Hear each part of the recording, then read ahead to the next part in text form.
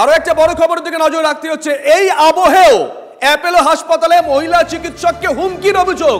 ICU এর সামনে ধর্ষণ ও খুনের হুমকি মহিলা চিকিৎসককে। ভেবে দেখুন একবার, আরজি করের মতন ঘটনা ঘটানো হবে হুমকি, এমনটাই হুমকি দেওয়া হয়েছে। সৌরভ দত্ত আমাদের সঙ্গে রয়েছেন। সৌরভ, ঠিক কি ঘটেছে? দিনে দুবার ব্যবহার করো স্টপেজ ক্রিম আর নিজেকে রাখো evergreen Keya Seth aromatherapy stop age cream আর খুঁজে পাও নতুন আমিকে।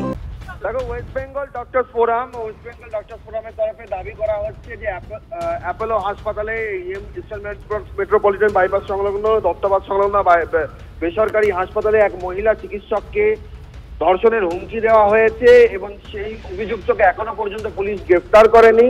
এবং তারই জেরে এখন এই বেসরকারি হাসপাতালে এমার্জেন্সি বিভাগে রোগী ভর্তি বন্ধ রাখা হয়েছে। ইলেকটিভ যে পেশেন্টগুলো আছে তাদেরও পরিষেবা দেওয়া বন্ধ রাখা হয়েছে। চিকিৎসকদের একাংশের দাবি, যতক্ষণ না পর্যন্ত ওই অভিযুক্তকে গ্রেফতার করা হচ্ছে তারা ততক্ষণ পর্যন্ত কোনো রকম পরিষেবা দেবেন না এমার্জেন্সি বিভাগে।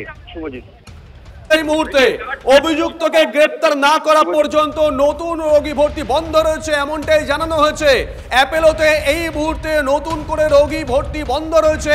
অভিযুক্ত যতক্ষণ না গ্রেফতার হচ্ছে ততক্ষণ পর্যন্ত কোনো নতুন রোগী ভর্তি নেওয়া হবে না।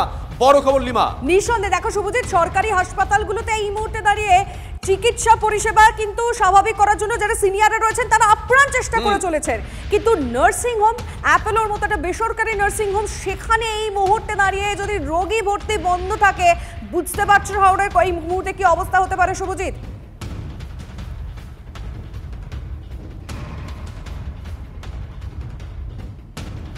সৌরভ দত্ত আমাদের প্রতিনিধি আমাদের সঙ্গে রয়েছে। সৌরভ, রোগী ভর্তি যদি বন্ধ থাকে, কারণ বাইপাস চত্বরে এবং নর্থে বলো সাউথ বলো, যদি কলকাতার বিভিন্ন প্রান্ত থেকে যে সমস্ত রোগীরা এমার্জেন্সিতে আসছেন তাদেরকে চিকিৎসা দেওয়া হবে সৌরভ? দেখো, প্রাথমিকভাবে যে প্রতিক্রিয়া আমরা পাচ্ছি সেই প্রতিক্রিয়া অনুযায়ী আপাতত তারা জানাচ্ছেন যদি এই অভিযুক্তের বিরুদ্ধে ব্যবস্থা নেওয়া না হয় তাহলে কিন্তু তারা নতুন করে কোনো রোগী ভর্তি করবেন না। এই মর্মে তারা একটা বিবৃতি জারি করা হয়েছে ওয়েস্ট বেঙ্গল ডক্টরস ফোরামে। সেখানে এই বেসরকারি হাসপাতালে যারা চিকিৎসক রয়েছেন তাদের তরফ থেকে এই বিবৃতি প্রকাশ করা হয়েছে। আর সেখানকার তরফে, কর্তৃপক্ষের তরফে কি ব্যবস্থা নেওয়া হয় এখন সেদিকে তারা তাকিয়ে রয়েছেন। পুলিশ কোনো ব্যবস্থা নেয় কিনা সেদিকে তারা তাকিয়ে রয়েছেন।